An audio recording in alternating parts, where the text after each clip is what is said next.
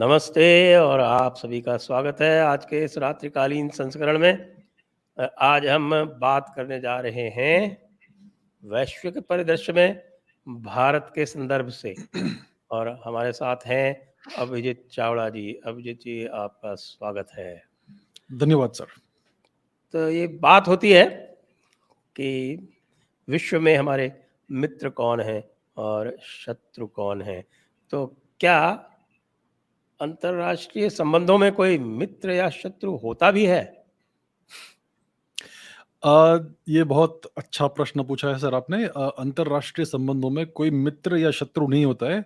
Temporary alliance होता है और टेम्पररी एनिमिटी होता है। तो फॉर इंस्टेंस अलायंस कैसे होता है? जब आपके जो इंटरेस्ट है वो कॉमन, कुछ कुछ जगह पे कॉमनलिटी आती है इंटरेस्ट में, तब अलायंस होती है। और अदरवाइज अगर आपके कॉमन बॉर्डर से, तो टिपिकली आप शत्रु रहेंगे। ये तो अपना राजमंडल का स्कीम है विष्णुगुप्त चाणक्य का, उसके हिसाब से हम देख सकते हैं। तो इस समय भारत के शत्रु अधिक है और मित्र थोड़े कम है। एसेंशियली जो मित्र है वो कोई भी हमारे जो बॉर्डरिंग राष्ट्र है वो हमारे मित्र नहीं है। कुछ कुछ जैसे है, जैसे कि श्रीलंका है जो हमें इतना एनिमी तरह से नहीं दिखता है, लेकिन बाकी सब एसेंशियली किसी न किसी तरह से हमारे शत्रु है और मित्र बहुत कम है। तो अंतरराष्ट्रीय रिलेशंस में ये मित्रता और शत्रुता का कंसेप्ट नहीं है। सब अपने अपने इंटरेस्ट्स को देखकर अपना जियोपॉलिटिकल गेम खेलते हैं और इसके हिसाब से पूरा ये चेस बोर्ड के ऊपर सब मूव्स होते हैं। तो आजकल ये बात होती रही है कि हमें जो है वो अमेरिका के साथ में मित्रता कर लेनी चाहिए, और क्योंकि चीन हमारा शत्रु है, या हमें रूस के साथ भी मित्र बने रहना चाहिए। तो अमेरिका के साथ मित्रता, रूस के साथ मित्रता, चीन के साथ शत्रुता, और चीन और रूस आपस में मित्र हैं, और अमेरिका जो है वो पाकिस्तान को प्रॉप अप करता रहता है। तो ये जो पूरी इक्वेशन है जो ग्लोबल सिनेरियो में, उसको कैसे समझा जाए? बहुत ही कॉम्प्लिकेटेड सिनारियो है इस समय। अगर इसको अगर समझना है तो हमें हर मेजर पावर का लॉन्ग टर्म ऑब्जेक्टिव समझना चाहिए। तो सबसे पहले शुरू करते हैं अमेरिका से।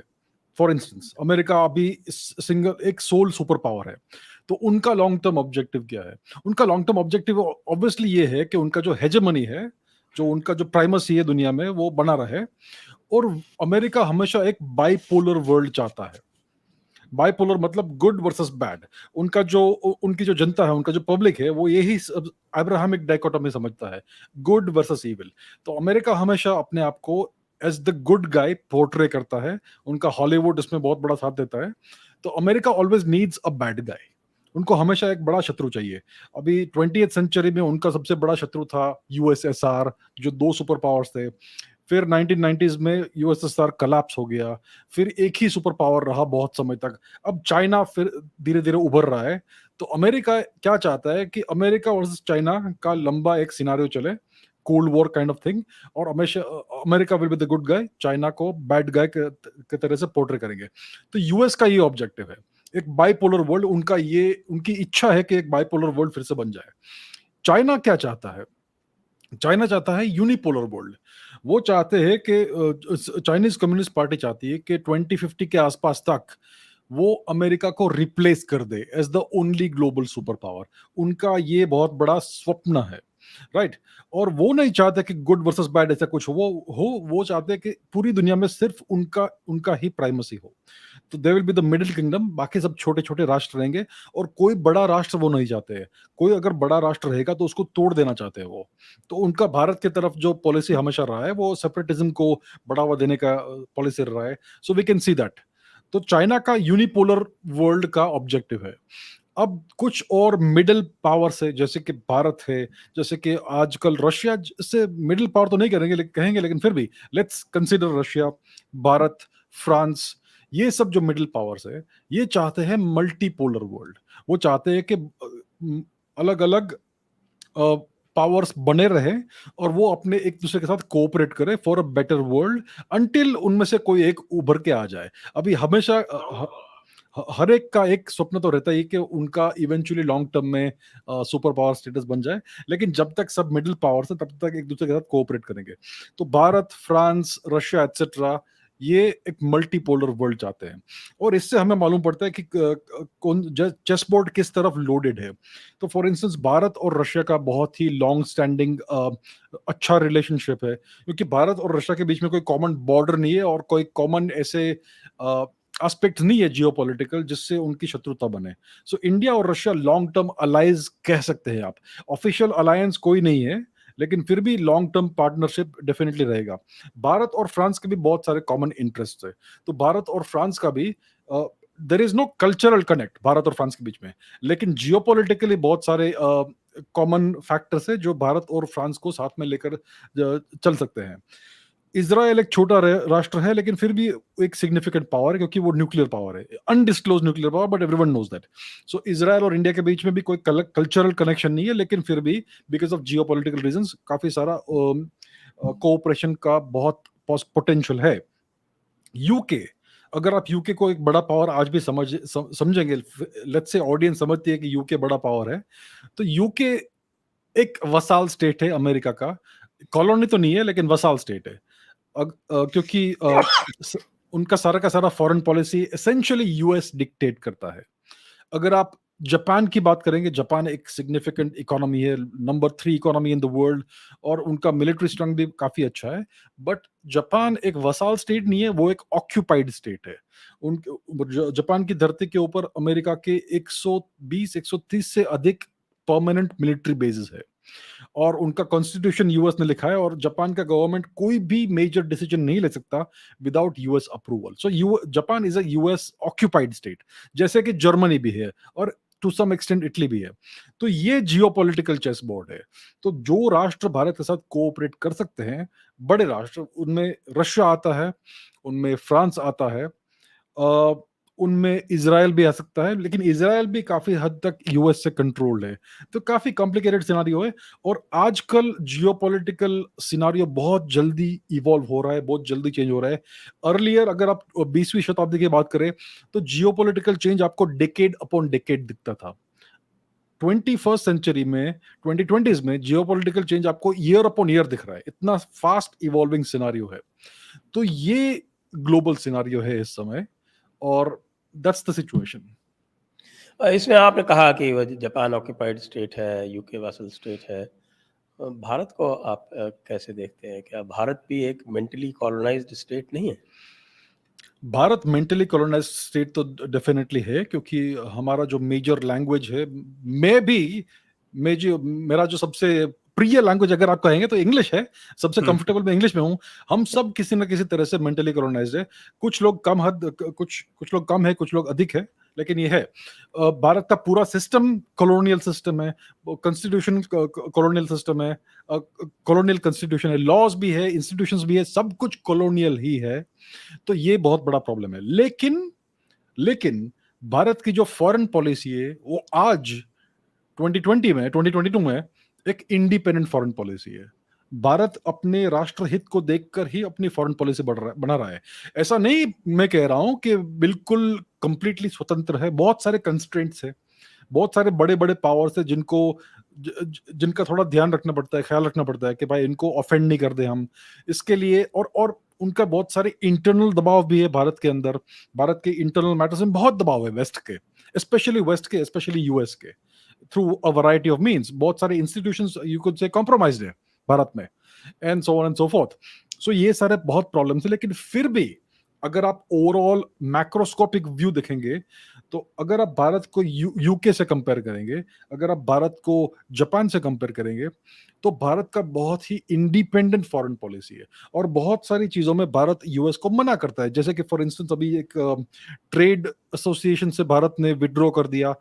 इंडो पैसिफिक कुछ तो चल रहा है, जिसमें एक यूएस एक पूरा एसोसिएशन बना रहे इंडो पैसिफिक स्टेट्स का, जिसमें 4 मेन पिलर्स है।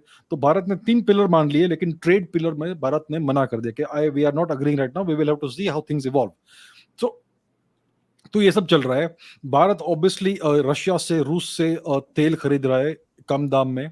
भारत रशिया के साथ वोस्टॉक मिलिट्री एक्सरसाइजेज में पार्टिसिपेट कर रहा है, रशिया के फार ईस्ट में।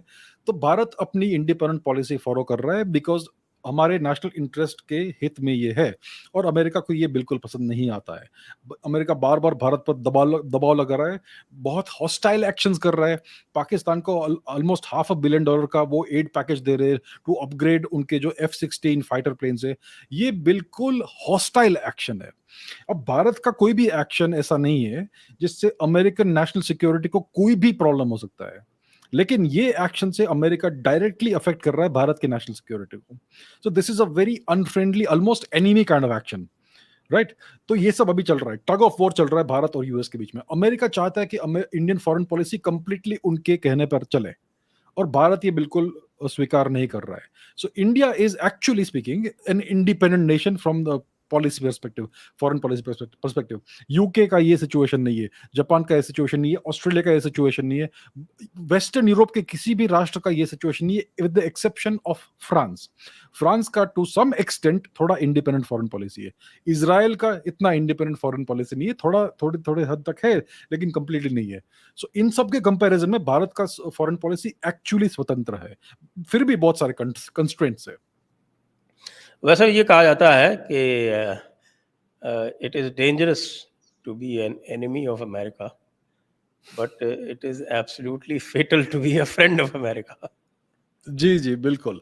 अगर आप यूएस के फ्रेंड रहेंगे, तो फिर वो आपको पूरी तरह से कॉम्प्रोमाइज़ कर देंगे, पूरी तरह से इन्फिल्ट्रेट कर देंगे आपके सारे इंस्टीट्यूशंस को, हर चीज़ को। और फिर जब आपके उनके पास उनके लिए आपका कोई यूज़ नहीं रहेगा बाकी, तो आपको छोड़ देंगे, they will throw you to the dogs. ये बार-बार हम देखते हैं। तो ये जो आपने कोट कहा, वो हेनरी किसिंजर का कोट है कि to be a US enemy is dangerous, but to be a US ally is fatal. और ये आप बार-बार देख सकते हैं। पूरे 20th सेंचुरी का इतिहास देख लीजिए, 20वीं शताब्दी का, और अभी भी देखिए 21वीं शताब्दी में अलग-अलग देशों का क्या हाल हुआ है।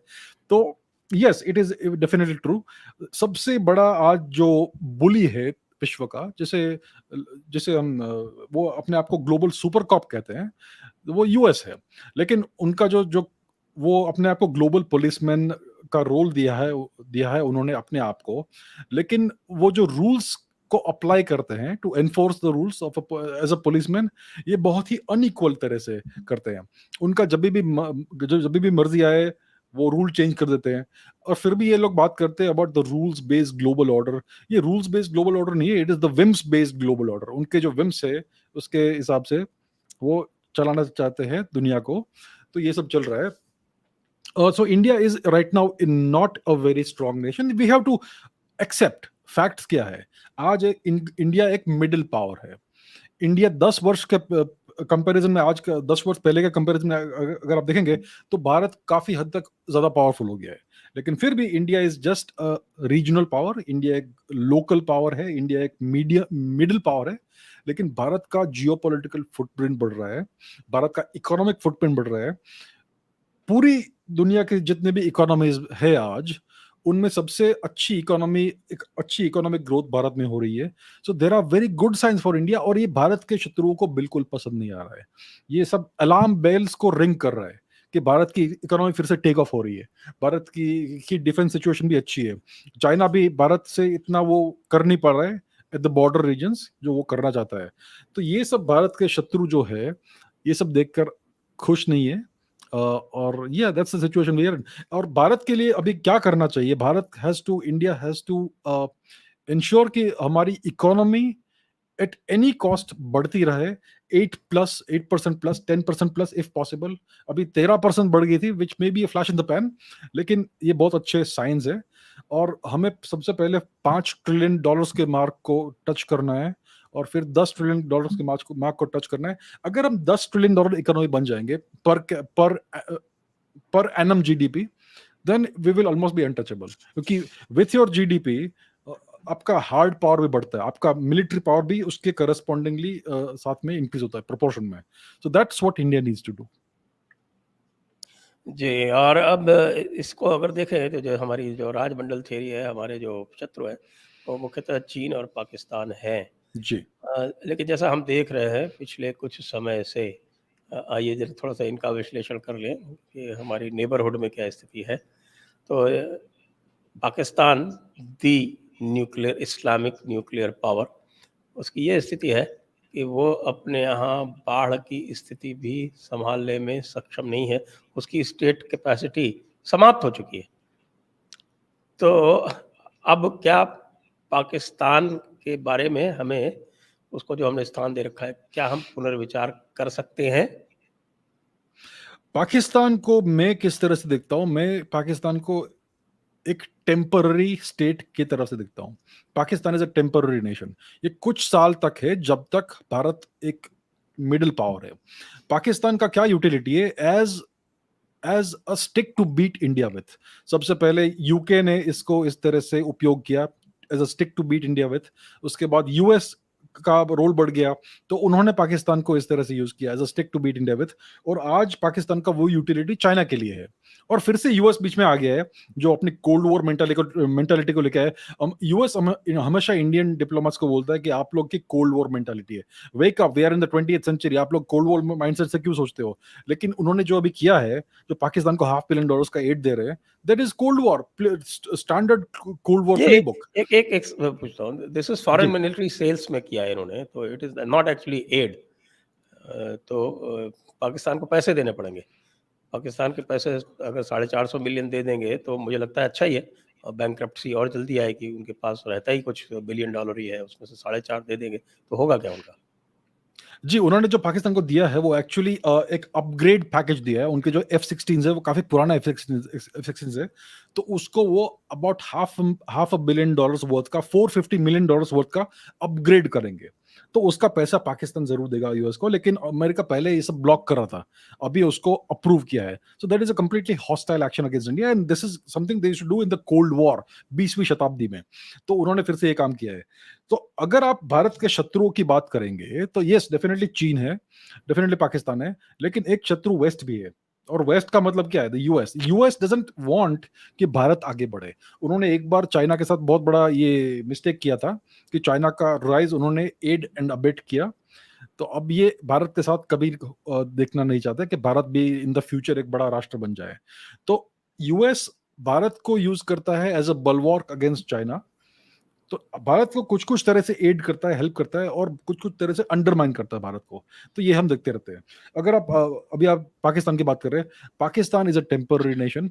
जब भारत एक सर्टेन लेवल के ऊपर बढ़ जाएगा in terms of hard power, economic power, military power and all that, तो पाकिस्तान ऑटोमेटिकली क्रम्बल होने वाला है। इट इज इनएविटेबल, क्योंकि भारत का एक बार उतना जियोपॉलिटिकल फुटप्रिंट बन गया, तो it will come with in, Pakistan will start coming under India's exclusive geopolitical sphere of influence, और तब उसको हम देख लेंगे। और रही बात न्यूक्लियर वेपन्स की, तो उसका भी बहुत सारे हल होता है। यूएसएसआर को भी तोड़ दिया उन्होंने, even though USSR had nuclear weapons. तो हम भी ऐसा कर सकते हैं when the time is right. मुझे लगता है और 10-15 वर्ष लगेंगे डेफिनेटली, जब तक हमारी $10 ट्रिलियन की इकोनॉमी हो जाएगी, तब तक हम उसको देख लेंगे। पाकिस्तान में बाढ़ आ गई, वो बाढ़ को संभाल नहीं पा रहे हैं।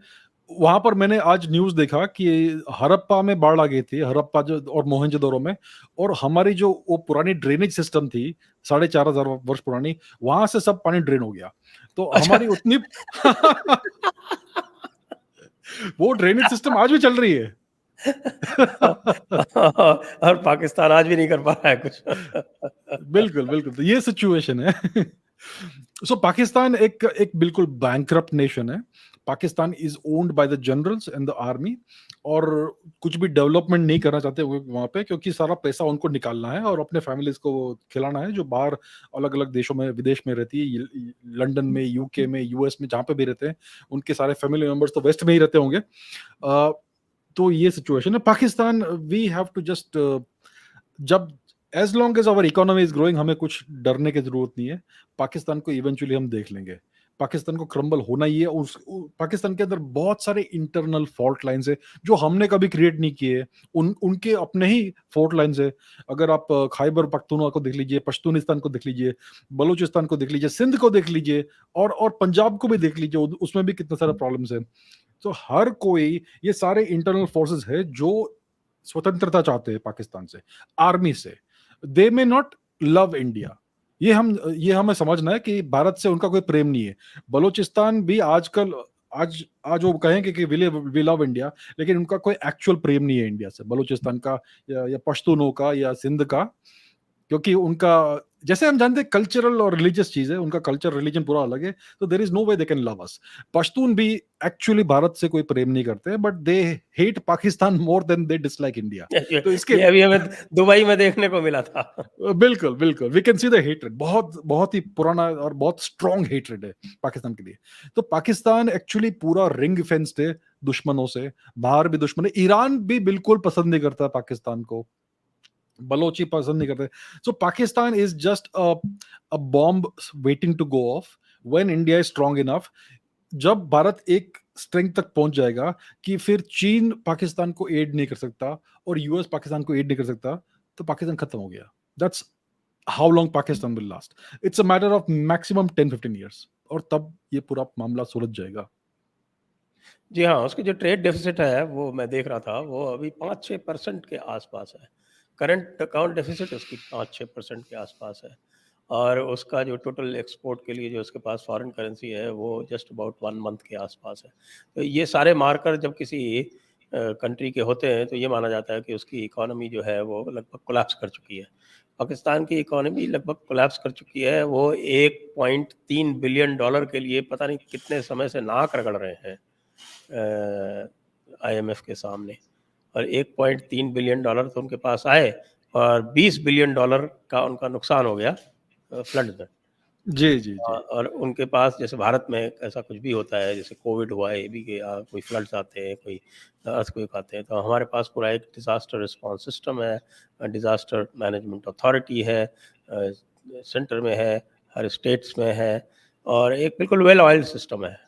मैं राजस्थान में 35 साल काम किया, और यहाँ पर तो क्योंकि ड्राउट्स या अकाल जो है बहुत फ्रीक्वेंट हुआ करते थे, तो पिछले 5 साल से हुए नहीं, यहाँ तो एक्सेस बारिश हो रही है आजकल। इतना अच्छा सिस्टम है कि बिल्कुल क्या, हम घबराते ही नहीं, कभी अकाल हो जाए तो बिल्कुल हमें पता है क्या करना है एग्जैक्टली। तो पाकिस्तान में तो लगता है कि कुछ है ही नहीं, कोई सिस्टम किसी भी तरह का नहीं है, ब्यूरोक्रेटिक सिस्टम नहीं है, पॉलिटिकल सिस्टम नहीं है, और कोई भी जो एक सिविलाइज्ड नेशन या एक well to do well functioning nation में जो कुछ भी हम एक्सपेक्ट करते हैं, जिसकी हमें आशा प्रत्याशा होती, वो कुछ भी नहीं है। तो वो केवल और केवल, आपने सही कहा कि it is owned by the military, and it is probably a nation of the military, by the military and for the military. क्या ये कहना सही होगा? जी बिल्कुल, it is a nation that is owned by the military. हर एक देश के पास एक मिलिट्री होती है, यहाँ पर एक मिलिट्री के पास पूरा एक देश है, तो ये उल्टा राइट। सिचुएशन है। जी। और उनके जो जितने भी इंस्टीट्यूशन है, उनका यही काम है कि मिलिट्री को खुश रखे, दैट्स इट। उनके सारे जो ब्यूरोक्रेट्स है, जो कलेक्टर है, जो कुछ भी कलेक्ट करते हैं, टैक्स वाले जो भी है, the only objective is to enrich the military. Military is the big goonda in the room, और उनको आप डिस्प्लेस नहीं कर सकते हैं। तो ये सिचुएशन है। और वहां पर ह्यूमन वेलफेयर की कोई बात नहीं है, सोशल वेलफेयर की कोई बात नहीं है। There is no functioning judiciary, there is no functioning law and order. It's a very very sad and bad situation वहां पर। और जैसे आपने कहा कि डिजास्टर रिलीफ का कुछ मैकेनिज्म हो, ऐसा लग नहीं रहा है, क्योंकि we don't see any evidence of that. हाँ, कोई पॉलिटिशियंस हेलीकॉप्टर में घूम फिर के आएंगे और बोलेंगे कि हमने ये देखा वो देखा, लेकिन कुछ हो नहीं रहा है।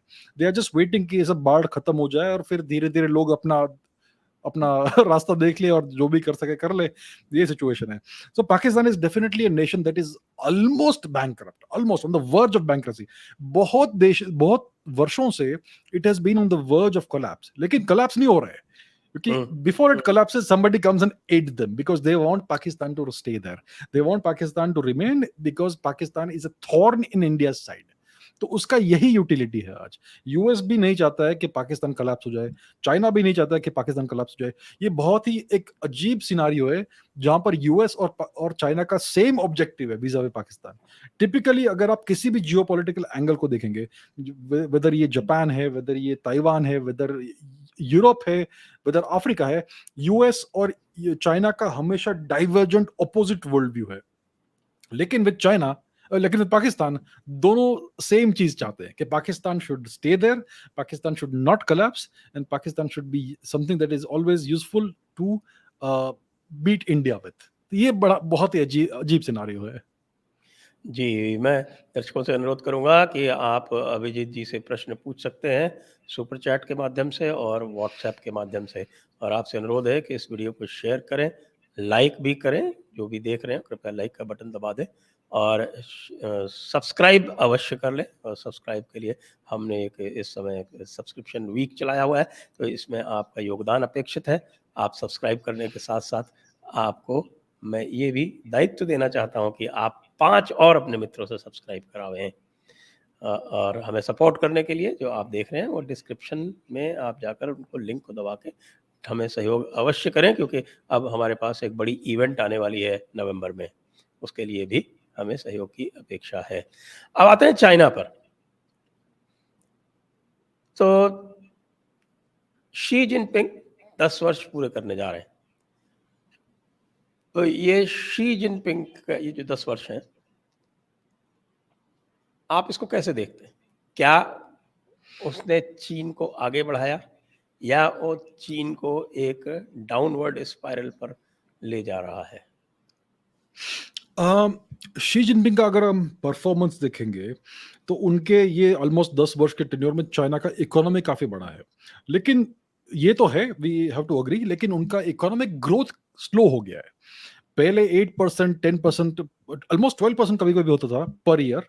अब ये 5%, 6% के आसपास तक आ गया है उनका इकोनॉमिक ग्रोथ। ऑफ कोर्स ये almost nearly middle income nation बनने वाला है। आई थिंक उनका काफी सारा जीडीपी फिगर्स इन्फ्लेटेड होता है और फेक होता है, ये हमें धीरे धीरे मालूम पड़ने लगा है। लेकिन फिर भी उनका overall economic growth, if you can say, it has been respectable. China में बिल्कुल आयरन ग्रिप है शी जिनपिंग का, कम्युनिस्ट पार्टी का। उन्होंने जब जैसे राइज किया कम्युनिस्ट पार्टी में, उन्होंने बहुत सारे पॉलिटिशियंस को साइडलाइन कर दिया, बहुत सारे पॉलिटिकल करियर्स को डिस्ट्रॉय कर दिया उन्होंने, बहुत सारे ओपोनेंट्स को जेल किया, कुछ लोग की और भी बुरी हालत हुई होगी। तो उनके बहुत सारे एनिमीज डेफिनेटली है चाइनीज कम्युनिस्ट पार्टी के स्ट्रक्चर के अंदर, अपैरेटस के अंदर। और चाइनीज कम्युनिस्ट पार्टी का जो स्ट्रक्चर है और सिस्टम है, ये बहुत रूथलेस सिस्टम है। Only the toughest person can rise to the top, और ये बहुत ही हार्डशिप्स के बाद लोग राइज करते हैं। और अगर आप राइज टू द टॉप हुए हैं तो आपका पोजीशन हमेशा अंडर ग्रेट स्क्रूटिनी रहता है, and any time you can be deposed if you don't perform well. तो शी जिनपिंग के ऊपर हमेशा परफॉर्मेंस का प्रेशर रहेगा। अभी ये 10 वर्ष का उनका ये होने वाला है, at the end of the year they he will want a री इलेक्शन काइंड ऑफ थिंग, और रीसिलेक्शन, और 5 वर्ष के लिए और 10 वर्ष के लिए। Essentially he is the emperor of China. आप उसको, हम उसको कैसा भी, कौन सा भी टाइटल देंगे, लेकिन he is essentially the emperor of China, and the Chinese communist party is an imperial dynasty. ये सिचुएशन है। तो शी जिनपिंग चाहते हैं, उनका बहुत बड़ा ड्रीम है कि China will be the super power very soon. और 2012 के बाद उनका पूरा डिप्लोमेटिक आउटलुक चेंज हो गया, as soon essentially that he was very much in the picture. उनका क्या बोलते हैं, वुल्फ वॉरियर डिप्लोमेसी शुरू हो गया। उसके पहले 2012 के पहले उनके डिप्लोमेट्स बहुत मीक होते थे, बहुत कंसीलिएटरी बातें करते थे, वो सारे के सारे जो वेस्टर्न इंसल्ट थे उसको स्वॉलो करते थे। लेकिन अचानक से 2012 के बाद उनका पूरा यू टर्न हो गया, ट्रांसफॉर्मेशन हो गया उनका एटीट्यूड का, and now we are seeing even more of that. 10 वर्ष हो गए उस चीज के। सो शी जिनपिंग चाहते हैं कि उनका टर्म फिर से एक्सटेंड हो जाए, इंडेफिनेटली वो एट द टॉप रहे। लेकिन आजकल उनके उनके इस ड्रीम में कुछ रोड ब्लॉक्स आए हैं। ताइवान में उनका डबल ह्यूमिलिएशन हुआ, पहले नैन्सी पेलोसी आई, उसके बाद कोई और आया, और चाइना ने बहुत सारे थ्रेट्स दिए कि भाई हम ये कर देंगे, वो कर देंगे, नैन्सी पेलोसी का प्लेन उड़ा देंगे। कुछ नहीं किया उन्होंने। So that was a big humiliation जो शी जिनपिंग को सॉल्व करना पड़ा। दूसरा जो डोकलाम में हुआ भारत के साथ, उनके कम से कम आई मीन 80 या 100 सोल्जर्स मारे गए। वो कहते हैं कि 2-4 ही मरे हैं, लेकिन ये झूठ बोल रहे हैं, ये हर कोई जानता है। लेकिन उन्होंने उसका इम्पैक्ट को मिनिमाइज किया है with in their own nation, उनके उनकी जनता के सामने, कि भाई 4-5 ही मरे, भारत के 20 मर गए, ऐसा। लेकिन कुछ कुछ सेटबैक्स है उनके, ये सब चल रहा है। और नॉर्थ कोरिया अभी न्यूक्लियर वेपन्स पावर बन गया है, बहुत सारे न्यूक्लियर वेपन्स टेस्ट करता है। In a way North Korea Chinese vassal state है, लेकिन जब नॉर्थ कोरिया के पास न्यूक्लियर वेपन्स है, then that can also be turned against China when that, if it is required. So ये भी एक उनका एक प्रेशर पॉइंट है वहां पर। तो ओवरऑल शी जिनपिंग का अभी भी मुझे लगता है कि रिकन्फर्मेशन हो जाएगा और 5 वर्ष या 10 वर्ष के लिए।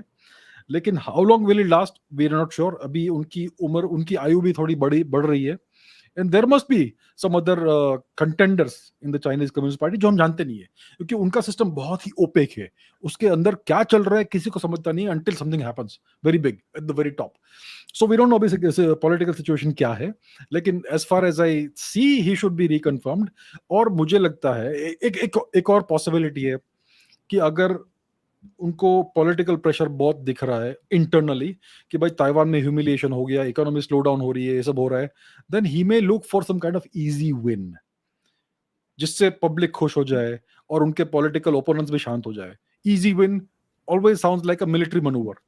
अगर आप कहीं पर जाकर एक शॉर्ट शार्प वॉर कर दो, then it's a good win for you, as long as you win the war, है ना? हाँ, तो ही सो देयर इज भूटान के साथ कर सकते हैं। भूटान, लेकिन भूटान इज इंडिया। भूटान के अंदर वो अगर कुछ करेंगे तो India will have no option but to get involve in that, क्योंकि India is the guarantor of Bhutan sovereignty, right? तो भूटान के भूटान के ऊपर कर सकते हैं। वियतनाम के ऊपर एक बार उन्होंने ट्राई किया था, बहुत बुरी बुरी मार पड़ी थी उनको। तो इट इज द पॉसिबिलिटी कि उनका जो अक्टूबर नवंबर में उनका जो रिकन्फर्मेशन है, जो भी हो उनका जो इवेंट होने वाला है, उसके पहले अगर वो शी जिनपिंग बहुत प्रेशर में आ गए, तो there could be some kind of military misadventure with somebody. Who is that somebody we don't know, will it happen, will it not happen, we don't know. But मैं क्या कह रहा हूं कि देयर इज अ पॉसिबिलिटी कि वो भारत के साथ कोई मिलिट्री मिसएडवेंचर कर सके। अगर वो उन्होंने कैलकुलेशन किया है कि भाई we will win, short sharp win, तो ऐसा possibility. I am sure Indian government को भी इस बात के बारे में बहुत अच्छे से सब कुछ उन्होंने प्लान करके रखा है। हमारा पोजीशन काफी स्ट्रांग है बॉर्डर के ऊपर। ऐसा नहीं कि चाइना आके कुछ भी कर सके। उनके सारे पोजीशंस तिब्बत में बिल्कुल एक्सपोज्ड है। उन्होंने डेफिनेटली बंकर्स बनाए हैं अंडरग्राउंड एंड ऑल, लेकिन हम जानते हैं वो बंकर्स कहां पर है। Everything is visible. तिब्बत में कोई भी फॉरेस्ट नहीं है, सब कुछ क्लियरली एक्सपोज्ड है। और हमारे सैटेलाइट्स है जो सब कुछ देख सकते हैं, रात में भी देख सकते हैं, थ्रू क्लाउड्स भी देख सकते हैं। So we know what's happening. और हमारा पोजीशन इतना बुरा नहीं है। We have multiple advantages over China in Tibet. So China should not think कि भाई भारत के साथ कुछ कर लेंगे वो, लेकिन उनका कैलकुलेशन ऐसा हो सकता है। और अगर चाइना भारत के साथ अगर वॉर करता है, तो यूएस का बिल्कुल सपोर्ट नहीं मिलेगा। यूएस क्या चाहता है? यूएस चाहता है कि नरेंद्र मोदी की सरकार गिर जाए। भाई वो चाहते हैं कहीं और आ जाए भाई, जो मोर प्लायबल हो, जो भारत को बिल्कुल यूएस फॉरेन पॉलिसी की तरफ अलाइन कर दे। सो यूएस नहीं चाहता कि नरेंद्र मोदी 2024 का इलेक्शन वापस जीते। वो चाहते हैं regime change in India. China भी बहुत खुश होगा अगर रेजिम चेंज हो जाए इंडिया में। तो वंस अगेन वीजा वे इंडिया, यूएस और चाइना का सेम लॉन्ग टर्म ऑब्जेक्टिव और होप है। सो अगर चाइना भारत के साथ वॉर करता है for whatever reason at whatever place in the LAC, US बिल्कुल सपोर्ट नहीं करेगा। और यूएस बहुत समय से ऐसा एक इंप्रेशन बनाने की कोशिश कर रहा है ऑन सोशल मीडिया कि Bharat that India is siding with the non democratic Nations in the dictators like Putin. तो ये ऑलरेडी अपने पब्लिक को, अपने जनता को ऐसा ऐसा प्रिपेयर कर रहे हैं कि ऐसी कोई चीज हो गई भारत और चाइना के बीच में, तो we will not help India because India has been supporting Russia. So India आज अकेला है। अगर भारत और चाइना के बीच में अगर युद्ध हो गया, तो रशिया भी इन्वॉल्व नहीं हो सकता है। अगर वो चाहे तो भी नहीं कर सकता है, क्योंकि Russia needs China for the time being, temporarily, for a lot of things, because otherwise Russia भी पूरा आइसोलेट हो जाएगा। तो ये सिचुएशन है। So if India is in any tough situation, India will have to deal with it on its own. But मैं बिल्कुल confident हूं कि भारत ये कर सकता है। भारत के पास ब्रह्मास्त्र तो है ही, अगर हम ब्रह्मास्त्र की बात करेंगे। वो ब्रह्मास्त्र फ्लॉप हो चुका है, उसकी बात ना करें। वो तो फ्लॉप हो गया। वो इतने सारे झूठे आंकड़े देने के बाद भी फ्लॉप हो चुका uh, है। so overall I think India's situation is good. India has no friends, India has no allies, but India is, I think, on its own strong enough to withstand any nonsense that China will possibly throw at us. बिल्कुल। और जैसे Pakistan flood में डूब गया, इसमें चीन जो है वो सूखे में डूबा हुआ है। वहाँ भयंकर सूखा पड़ा हुआ है। और आइए अब दर्शकों के प्रश्न ले लेते हैं। एक बार फिर से दर्शकों से अनुरोध है कि कृपया आप वीडियो को शेयर करें, लाइक करें और सब्सक्राइब स्वयं करें, दूसरों से करावें, और सपोर्ट तो आपको करना है, ये हमारी अपील है। Next. Avinash, Namaskar, Guruji, Abhijit ji. Recently, there has been troop disengagement from PP-15 in Gogra Hot Spring area, but conflict still lies in Depsang and Demchok region. If the Chinese want peace, then why not complete disengagement? If this isn't the case, then what's their intent? Is it anywhere related to SCO summit? Very good question. So China doesn't want war right now, but it also doesn't want peace. China wants a relationship which is tense and ambiguous, and they want to keep needling India at various points on the LAC. अभी आप जैसे कह रहे हैं कि ये Gogra hot spring reason में disengagement हो रहा है, ऑलमोस्ट हो गया होगा शायद, हाँ, दोनों साइड्स ने कंफर्म किया है. तो ये क्या है? ऐसा क्यों कर रहे हैं चाइना? अगर वो पीस चाहते हैं तो हर जगह से क्यों नहीं करते? तो सिचुएशन ये है कि चाइना नेक्स्ट 5 इयर्स का कैलेंडर देखते हैं, और उस नेक्स्ट 5 इयर्स के कैलेंडर में देखते हैं कि कौन से मेन बड़े बड़े इवेंट्स हैं जहां पर इंडियन प्राइम मिनिस्टर और चाइनीज प्रेसिडेंट को मिलना है. अभी लेट्स से एससीओ समिट है यहाँ पर, और 2023 में कुछ और है, 2024 में कुछ और है. तो चाइना क्या करता है कि पहले वो ऐसे टेंस सिचुएशंस खड़े करता है जहां पर वो एलएसी को क्रॉस करेगा और ये सब नाटक करेगा, राइट. उसके बाद वो वहां पर फ्लैश पॉइंट बन जाएगा, कुछ महीने चलेगा, और फिर बिफोर एनी समिट हैपेंस वो एक टोकन डिसएंगेजमेंट कर लेंगे ताकि वो कहे कि देखिए हम कितने अच्छे हैं, because we want everything to go smooth in the summit, we are being magnanimous and we are disengaging. ये सिर्फ ये सब दिखावा है. ये उनका बहुत पुराना प्लेबुक है. पहले वही चाइना ही सबसे पहले प्रॉब्लम खड़ा करता है और फिर दिखाता है कि भाई हम इतने कंसिलिएटरी हो रहे हैं. So it is because of the SCO summit which is happening on Thursday and Friday in Turkmenistan, if I am not mistaken. कहीं पे किसी सेंट्रल एशियन नेशन में ये एससीओ समिट होने वाला है this Thursday and this Friday, जहां पर Xi Jinping, Narendra Modi, Vladimir Putin और कुछ और, आई थिंक वो पाकिस्तानी बंदा भी जो है वो भी आएगा. पाकिस्तान भी है उसका मेंबर. अच्छा ठीक है, होने दो, उनके साथ हमारा कुछ मीटिंग नहीं है, लेकिन मिस्टर पुतिन के साथ है और मिस्टर शी जिनपिंग के साथ है. तो इसके लिए उन्होंने ये काम किया है, लेकिन we should not construe this to mean that China wants peace. China never wants peace. China wants always India to be off balance. China doesn't want demarcation of the borders because China wants to keep needling India and keeping India off balance permanently so that it can extract various advantages out of it.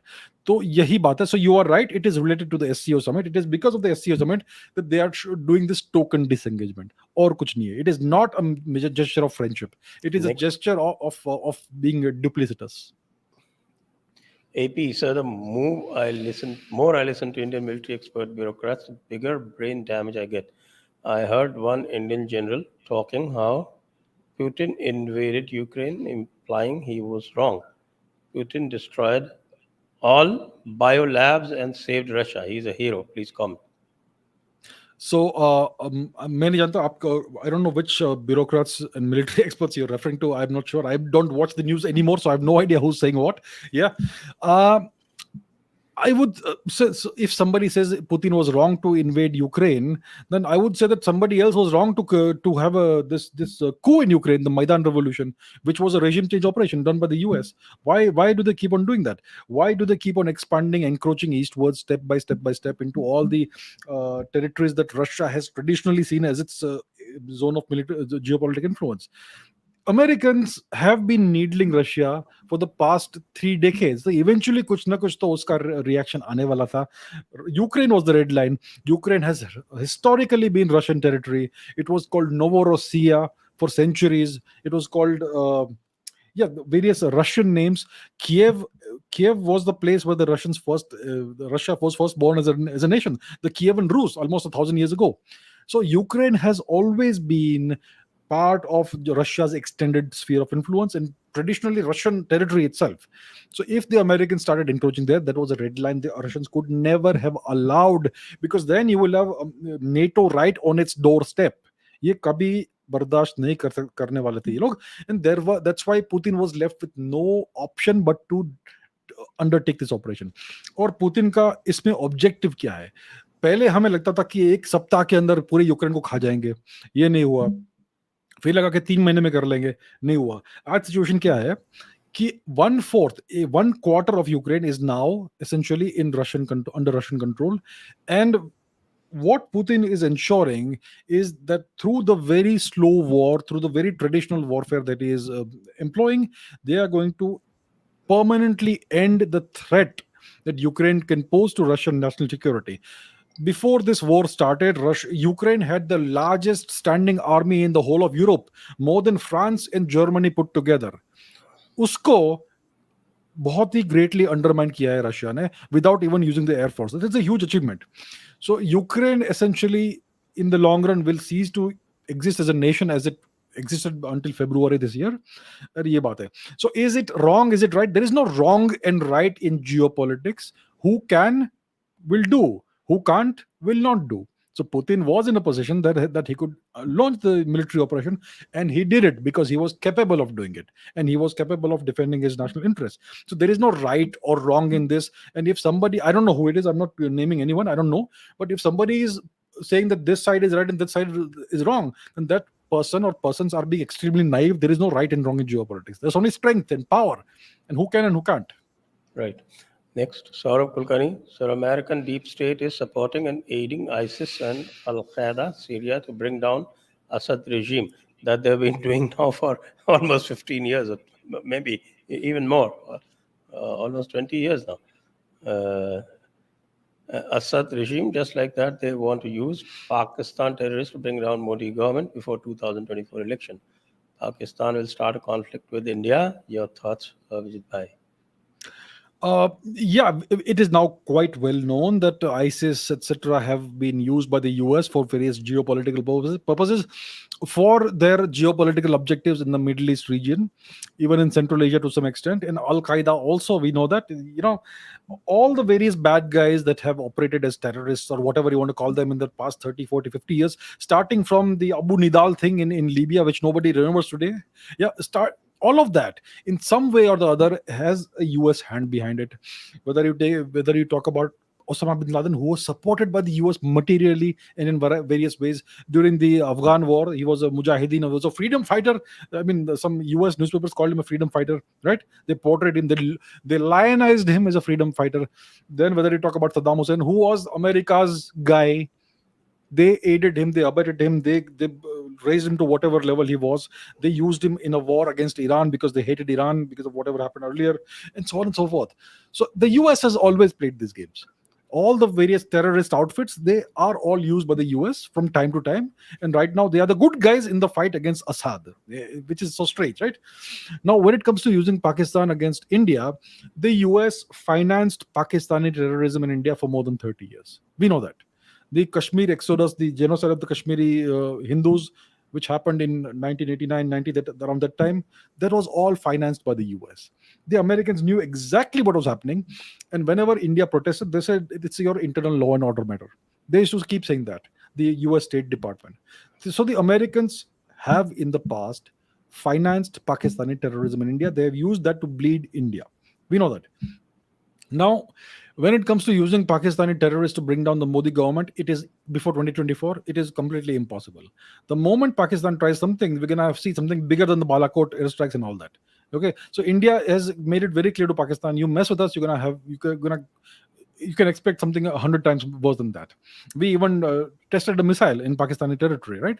And then we did this. No, people got dismissed for that. Oh, that is all just for show. That's all just for sure. You have to take some action to make it look like it. Now, the actual problem before 2024 is not Pakistan, it's China. If there is going to be a misadventure by somebody, it will be China, not Pakistan. Only if they think that they can get away with it. Okay, next. Sudoku okay, युद्ध की स्थिति में खुद हथियार बनाने होंगे और आर्थिक प्रतिबंध के बावजूद व्यापार चलना चाहिए, इसलिए आत्मनिर्भर होना आवश्यक है, इस पर विचार। जी बिल्कुल, आत्मनिर्भर बनने की बहुत ही एक स्ट्रॉन्ग आवश्यकता है। इस समय भारत पूरी तरह से आत्मनिर्भर नहीं है, आधा भी आत्मनिर्भर नहीं है। भारत की इकोनॉमी पूरे ग्लोबल इकोनॉमी से टाइड है और भारत की वेपन्स, हथियार बनाने की क्षमता अभी भी थोड़ी कम है, लेकिन उसमें बहुत सारा प्रोग्रेस हो रहा है, बहुत सारा इन्वेस्टमेंट हो रहा है। सेमीकंडक्टर्स में इन्वेस्टमेंट हो रहा है, चिप मेकिंग में इन्वेस्टमेंट हो रहा है, क्योंकि सेमीकंडक्टर्स और chips are at the heart of all these weapons and technologies. तो ये we are going at the right place, we are starting from the very basics, semiconductors and chips. और भारत में अब बहुत सारे वेपन्स बनने लगे हैं धीरे धीरे. आई थिंक नेक्स्ट 10 ईयर्स में हमें कैसे भी करके नई टेक्नोलॉजीज आइदर अक्वायर करनी पड़ेगी खरीद के, या फिर हमें बनानी पड़ेगी. हमें जेट इंजन, अपना home grown jet engine develop करना है. We have rocket engine easy, लेकिन jet engine is a very complicated technology. तो हमें उसको मास्टर करना है. जो कावेरी जेट इंजन 30-40 साल से डेवलपमेंट में है, उसे हमें फाइनलाइज करना है नेक्स्ट फ्यू ईयर्स में. And we need that to power the next generation Tejas aircraft and AMCA, FGFA, बाकी जितने भी एयरक्राफ्ट है. और हमें अपने टैंक्स बनाने हैं, अपने हाइविट्जर बनाने हैं. मिसाइल्स में हम बिल्कुल सेल्फ सफिशिएंट है. तो अच्छा प्रोग्रेस हो रहा है. अब भारत कुछ 6-7 मिसाइल मिसाइल कॉर्वेट्स भी बिल्ड कर रहा है, विच आर वॉरशिप्स. तो बहुत सारा प्रोग्रेस हो रहा है. But I completely agree with you कि हमें पूरी तरह से, संपूर्ण तरह से आत्मनिर्भर बनना है. तभी जाकर हम किसी भी इवेंचुअलिटी को फेस कर सकते हैं. जी, next. RD, hi, Abhijit. Putin once said that men in black suits run US and not the president. Seeing Biden's current mental state, do you think Putin was right? Well, typically it's Barack Obama who wears a black suit. So, whenever there is some kind of public event where Joe Biden, the president, is there, and Barack Obama, the former president, is there, you need to see who do people go and talk to. Does everybody congregate around the president Joe Biden, or does everybody congregate around the former president Barack Obama? It appears from far away. I am not privy to the truth, obviously, but it appears from far away like there is a remote control operation going on. And it is actually Barack Obama who is running the country, and Joe Biden just appears like he is in charge. Joe Biden is not in charge. He is not in the right state of mind. He is in cognitive decline. Everybody can see that. You can see new examples of his gaffes and mental freezes, etc. every single day. So clearly somebody else is running the nation. इसमें तो कोई भी संदेह नहीं हो सकता है. Somebody else is actually in charge. Now, Barack Obama had once even said that I know that I can't get a third term, but what if I had somebody who could be in charge and I could just do things from behind the scenes. He actually said something similar like this, to this effect, and most likely it's either Obama or who knows what else, but clearly somebody is running the nation. Joe Biden is in no position to run the nation, let alone run the nation, run himself properly. So yeah, somebody else should be and would be running the nation, but maybe Obama, maybe somebody else, but clearly somebody is doing that. Okay, next. Jay, so good video by I.L. Gray. Lot in the paper he refers to can be visible happening in India. Also, my view, I think Terroristan needs to be assisted to expedite its implosion. But beware of Angrezi. Yes, we should beware of the Angrez and the Angrezi for sure. Terroristan needs to be assisted in its implosion. Yes, that also I agree. It will happen eventually once India is strong enough to ensure that nobody else interferes in the internal matters of Pakistan. Pakistan will automatically implode on its own. We can obviously assist that thing, and hopefully with as little damage to the nation and the surroundings as possible. Hopefully, but yeah, it needs to happen. Pakistan is a thorn that the British created in our side. The Americans used it to bleed us, and the Chinese are now using it against us in a variety of ways. So we need to certainly ensure this happens. Next, Shiva Satya, does India have arms shortage due to Make in India as being circulated by Satya Ahimsa media houses like NDTV? Is this info warfare? So various Indian media houses, like whatever you have mentioned, and some foreign media houses are now saying because of the Make in India scheme, there is an arms shortage in India. The truth obviously has to be the opposite, that they are now very alarmed that Make in India is actually taking off finally.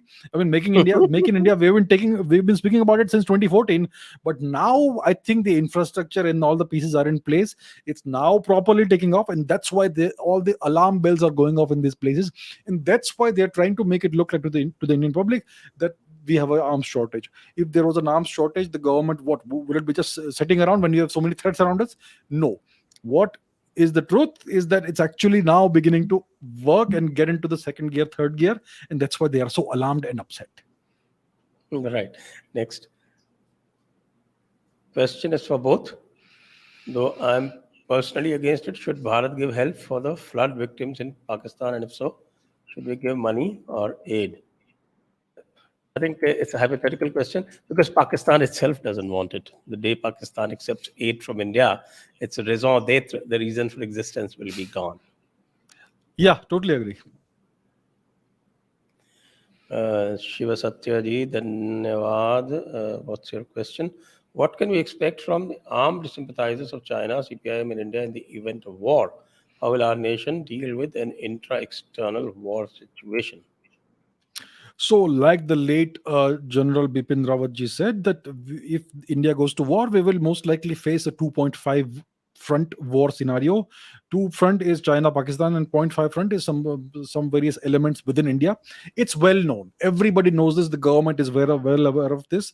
The security agencies are well aware of it. So, in case there is a war with China or whoever else, we will certainly face this sort of scenario. And I am sure that all the eventualities have been war gamed by the authorities, by the various agencies who are in charge of this. And I expect that in the case of war, when there is this extraordinary situation, you could impose martial law, emergency, whatever you want, and you can deal with the situation and those various elements as they need to be dealt with. Next, Gagan Chaudhary, Dhanyavad. Thank you. Why, Sanjay sir, can the Waqf board be dissolved or banned? Why such massive power given to a particular community of punctual putras? I think it's not related to the topic. Why? So I think I'll pass it over. Smiling Geek, dear Abhijit ji, the coming together of China and Russia seen recently during the war. Do you see a tectonic shift for India towards the US or NATO? Should India be concerned? Yes, China and Russia are coming together in a certain way. It is not an actual alliance. We have to let's understand the China-Russia dynamic. China and Russia share a very long common border, thousands of kilometers long. In the 1960s, there was a significant border issue because of a non-demarcation of certain parts of the border along the Ussuri River in the far east of Russia and China. The two nations had massive military clashes. Hundreds of soldiers died. The two nations nearly went to war. Russia had decided to nuke China, but the Americans intervened and saved China. And then eventually the two nations did demarcate the border, but China covets more land in the Russian Far East. China regards that as unfinished business, and sometimes they allude to it in the global times and all that. So, this is a dormant issue that China will reopen at a time of its choosing. Russia knows this. Russia knows that China is a long term existential threat for Russia. Russia is very clear about this. Mr. Putin is not naive. He was not born yesterday. Mr. Putin understands how the world works. He understands what it means to be realistic. So Russia and China are cooperating temporarily. They are strange bedfellows. They are actual long-term enemies, rivals, and eventually this situation is going to break down. If China and India go to war, Russia is currently not in a situation to be able to help India. But Russia will do nothing that will disadvantage India. And Russia and India are long term allies no matter what happens in the next century, also because we don't have a shared border. So, therefore, we don't have any conflicts. So, the question now is, so we have to understand this, that China and Russia are not really friends and they're not really allies. They are allies of temporary convenience only. Now, about US and NATO, India cannot shift towards the US and NATO. US is not a well-wisher of India. The US doesn't want India to rise beyond a certain level. The US doesn't want a new China to emerge. India has all the potential to become even bigger than China, right? So the US doesn't want that. The US will do everything in its power to hamper and hinder India's growth and rise. And if India wants to become, let's say, part of NATO or something like that, India will have to actually give up its sovereignty in a variety of ways, right? So that's never going to happen. India should be concerned. India doesn't have friends. NATO is an adversary. The US is an adversary of sorts, and China is definitely an adversary. So India has to be concerned, and India needs to strengthen itself and grow. Right. That's the bottom line. Grow. Shantanu Gadgil to AC and SD as a genuine diplomatic thought experiment. What could be done to reintegrate Balochistan, Pashtunistan, etc. into Akhand Bharat? It's neither happening, nor do I think it is desirable. I think Abhijit will agree. I completely agree. It's not something that will happen in the next 200 years, at least 100 years. It's not Anand, desirable. Yeah. so Jaishankar sir, in fact, Balochistan was never part of Akhad Bharat to really look at it. Well, Eh, Bharat, the Bharat Parat. ended at the Indus, and even when they extended into Afghanistan, they never had Balochistan as their part. Well, we had the Parataraj dynasty, which was a Hindu dynasty. They had swastika coins, coins with swastikas on them. So you could consider this to be something which India and Iran had shared at various points in time. It was part of the Achaemenid Empire. It was part of various Indian empires as well. It's kind of something in between. But the people, if you look at them, the people and their language is very much Indian. But yeah, something it's not desirable or needed right now to reintegrate that. Yes, I've always considered demography to be a part of national security, which Agreed. many of our military planners do not do. And it would not be desirable to dilute our demography. So Jaishankar sir Saudi गए हैं, ये कतार को मारने का plan तो नहीं है हमारे जेम्स बॉन्ड की तरफ से. Just to share with you some insights, inside wisdom.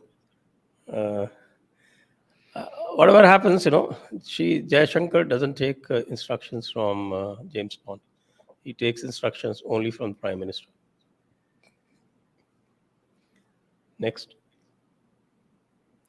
DPS Jadaun, भारतीय वामपंथ विषैले सांप से कम नहीं है. चाइनीज वामपंथ हमारा बिजनेस तो चाहता है लेकिन ड्रैगन से कम नहीं, मगर रशियन वामपंथ सदैव से हमारा दोस्त और हितैषी प्रतीत होता है, लेकिन मित्रखन आर्काई और केजीबी संदिग्ध लगते हैं. तो रशियन वामपंथ हमारा दोस्त है, एनिमी इन कोर्ट. वामपंथ कभी किसी का दोस्त नहीं होता. अभिजीत, व्हाट डू यू से? Yeah, Joel. Russia doesn't really have a left, as I can see. Russian No Communist longer. Party, yeah, it's always been a nationalistic, patriotic, and nationalistic party. Even when it was in power, you could call it a leftist thing or whatever, but they were always nationalists. They were almost so nationalist that actually they could be portrayed as right wingers. So, Bharat और Unlike the उनमें Indian कुछ नहीं है. communists. Unlike the Indian communists are the only communists that are for sale and there are anti-nationals. The Chinese communists are very strongly nationalistic and patriotic, and so are others. Only the Indians are, for some reason, available for hire. Next. Hannibal, the Russians are always willing to help us in history. With weapons development to developing steel industry, we only see defense cooperation right now. Time to build deeper relations with them, question mark. Example, education sector, university, research tie-ups. The question is, what can the Russians offer us right now? Do they have that great of an education sector? Do they have that great of research? I'm not sure about that. I think India needs to, whatever we can acquire from them, if it's new technology or whatever, we should certainly cooperate with them in a mutually beneficial way. Yeah. Weapons, yeah, certainly we could cooperate in terms of weapons, acquire new weapons or new technologies as and when required. We can do that. We have reasonably deep relations with them. The thing is, right now the geopolitical scenario is such that we cannot become much closer, because then it would upset China, and Russia doesn't want to upset China right now. So it's a geopolitical dance that's going on, but we have already pretty strong and warm relations with them. All right, next. Sonic Boom, any chance of India convincing China that being conducive to India is best for future of China? Well, Absolutely. We can convince China. The Chinese understand a very simple language. They understand not as the language long of as Xi Jinping is there. Xi Jinping can also be convinced. The Chinese understand a very simple language, the language of power, the language of strength. If India grows stronger and powerful, the Chinese will change their tune entirely. It will not be hard to convince them. They will be convinced before we try to convince them. What we have to do to convince them that they should not fight with us is we have to grow. As simple as that. Next, Praveen Singhania. What is the brief history of Turkey's defense industry that makes it a formidable defense supplier?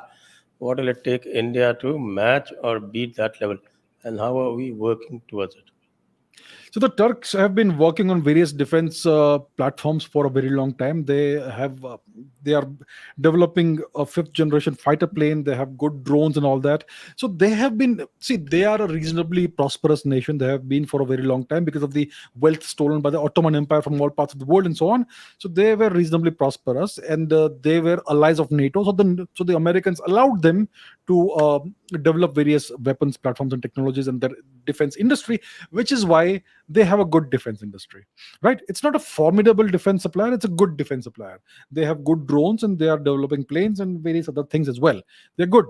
Now, what will it take India to match that? We have to invest in our defense industry at the private sector level, at the government sector level, and this has to happen over several decades. It's not something you can do over 5 years and then you expect results.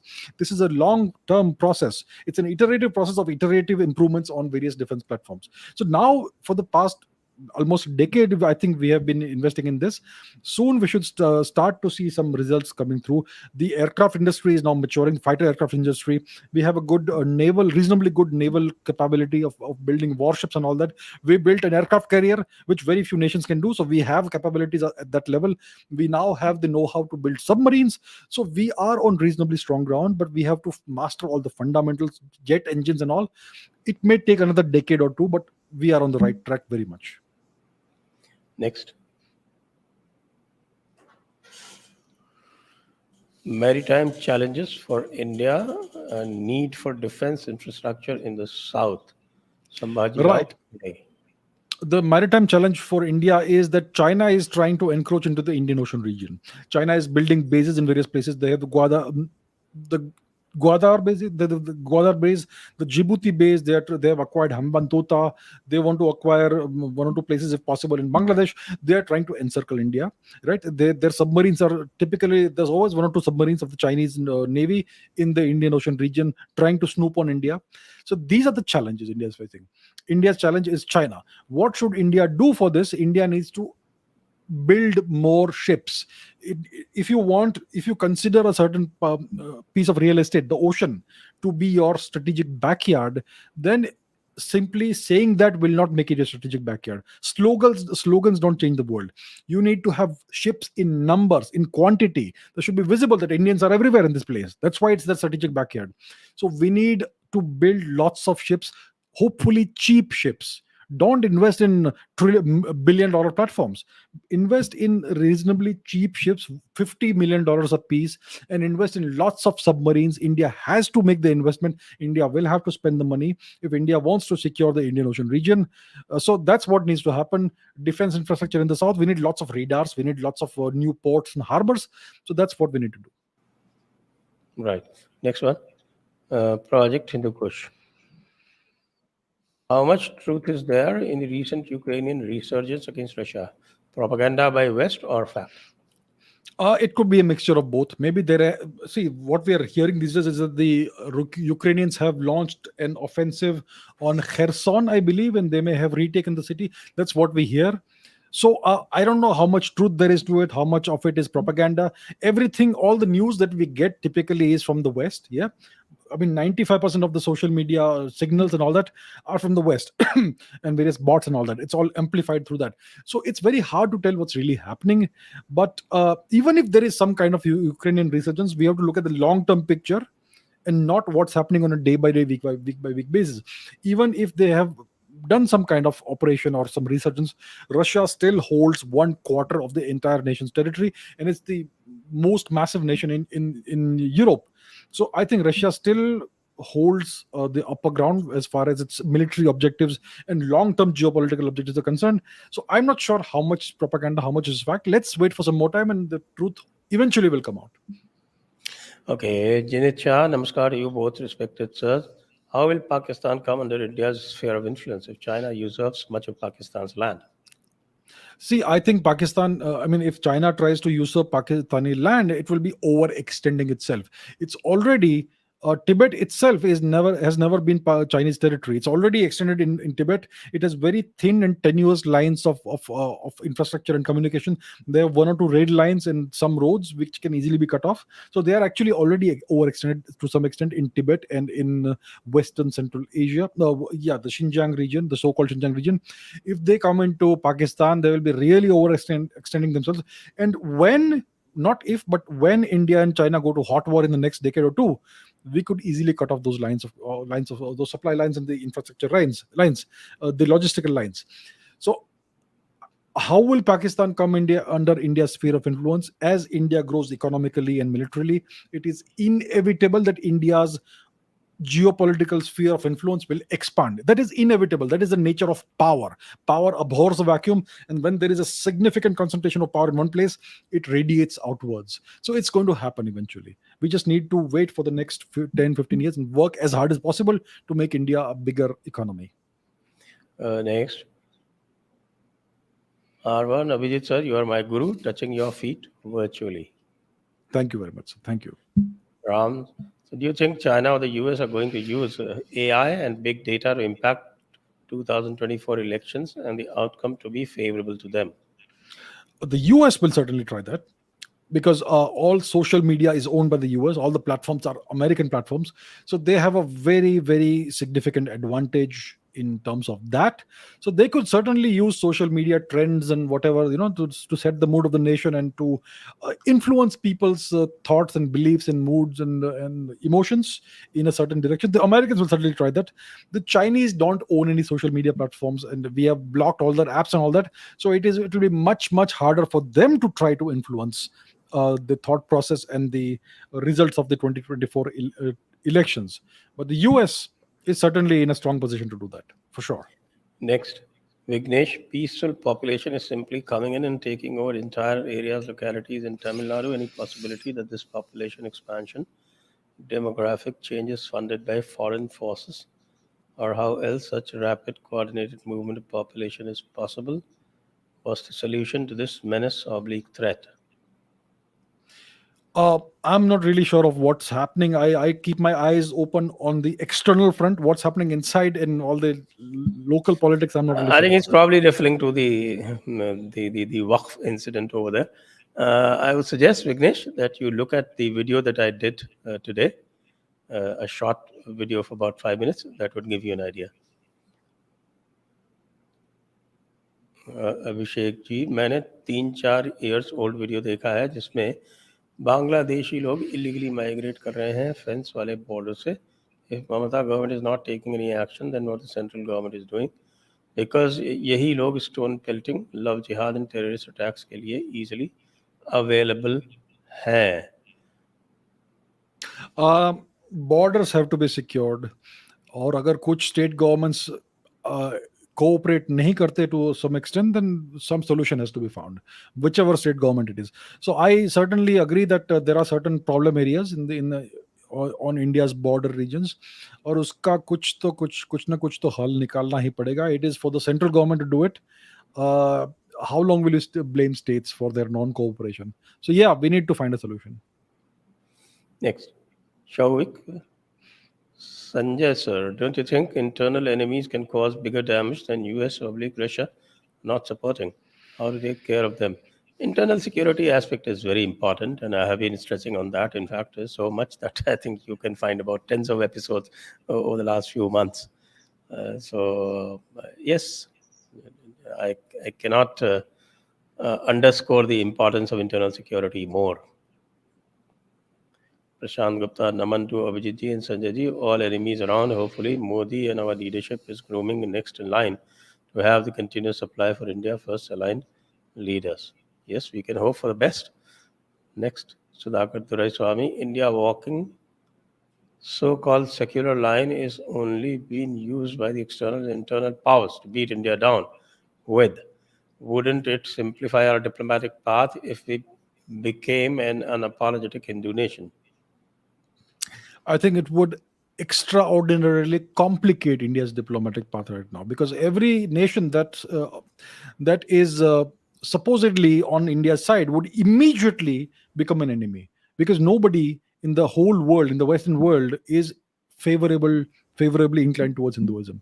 The moment India declares something like that, India will become a global pariah, just like North Korea is. That's how they will all portray India, because they all, at the bottom of the end of the day, they all hate Hinduism. Every single Abrahamic nation, every single Western nation hates Hinduism. If India does this, it's going to be way more difficult right now. So right now, India has to play the game which it is playing right now. There is no option. Yes, but then there is also the other point. If you're strong, then nobody really takes you on. Look at China. Indeed, that's why I say that India needs to rise. India needs to get stronger. Once we are stronger, we can do things as we wish. Next, Prashant Jadhav, how much Bharat should trust or expect support from Indonesia and Nepal in future perspective? They don't really matter that much. Indonesia is not a major power in any way, and Nepal is just well, it's something that's being used against us by China right now, but that can be dealt with in the long run. So we should not expect any support, and we should not even want any support from them. Next. Rahul Kulkarni ji, thank you. Mitul Panchal, what is the role of Myanmar in India-China geopolitics? Myanmar is kind of a buffer state right now. The Myanmar's military regime, which runs the nation, it could be perhaps to some extent on China's side, but they obviously will fear also China a lot. So it's kind of a buffer state. I don't even know what's happening there, and it's not really geopolitically or active in foreign policy or any such thing. It's kind of like a buffer state or a neutral state sitting there. So yeah, it's something that kind of perplexes me, that what are they up to, and we get no signals coming out of there, so it's very hard to gauge. Right. Krishna, are we moving towards Khilafat 2.0 as said by Jay Sai Deepak? Well, that's been around for a long time. They themselves called it Khilafat 2.0 during Shaheen Bagh. So I don't think there is anything much to be said about that. Bhagwadhari Hulagu Khan, sir, when India will start giving protection to other countries as the US does? I think India needs to first sort out its own problems, internal and external. Once you do that, you can give protection to other nations if you want to. I think we don't need to even think about it right now. We have plenty of problems of our own to solve. Let's do that first, and then we'll think of other nations. Next, Rahul Kulkarni, how can we make Pakistan add nuclear weapons free and probably Pakistan a nuclear weapons free country? Yeah, Pakistan will first have to be, balkanized. Hopefully, peacefully. If you do it peacefully, then there's a chance of salvaging all the nuclear weapons, and so it's a long process that you have to engineer. It's a long chain of events that you have to work out properly. Yeah. Okay, so I think that brings us to the end of the question answer session. और आप सभी को बहुत बहुत धन्यवाद. एक बार फिर से आपको याद दिला दें कि इसको वीडियो को शेयर करें, लाइक करें, हमें सब्सक्राइब करें और सपोर्ट करें. अभिजीत चावड़ा जी को भी बहुत बहुत धन्यवाद. जय Hind, Vande Mataram. Jai Hind, Vande Mataram. Thank you very much.